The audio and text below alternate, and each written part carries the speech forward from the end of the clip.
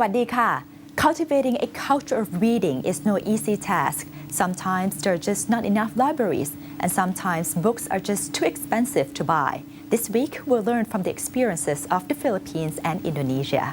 What are some of the policies that the government put in place to encourage reading? Governments just simply, put the banners on the street showing "Mari membaca, let's read," something like that. It's like a campaign. It's a sort of campaign, but the local governments also provided the so-called mobile libraries. So using the cars are carrying books, and then the cars are moving everywhere, stop at certain places where children can flock to the cars to read books.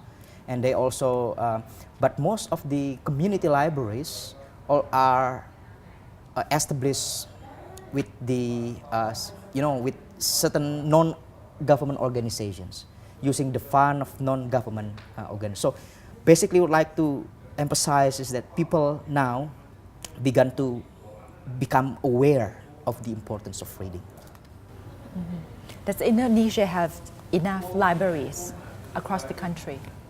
I have no specific data how many libraries are there in Indonesia, actually. But in my observations, only in big cities that we have a lot of libraries. In the data that I have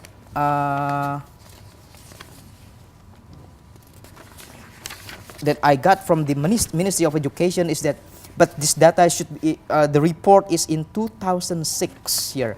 Only 5% of some 70,000 villages in Indonesia have community libraries with no available reports on the number of books. But for big cities, do people actually go to the libraries to read? Yes, in many places, but you don't have, many people have false impressions that as if our children, our people do not really go to the library. Actually, they do, but the problem, as I told you before, is that children educational policy in Indonesia does not really stand on the right track. That is because they give the impressions that if you want to be able to read, you have to read very demanding texts, academic texts, school textbooks. I think that creates a very false impression. Children are actually like reading, they love reading, but do not impose them at the very beginning by reading textbooks, which I think is very cognitively burdensome for them. Are books expensive in Indonesia? Books are very expensive. So that's why, as I told you, only those coming from high-income family can read books, can enjoy access to books, and the children from this rich family can develop literacy faster than those coming from low-income family. Do you think Asian countries read less than Western countries? I have no specific data on the precise numbers of Asian countries, but according to the common perception, it is yes. It is yes. Why is that, though?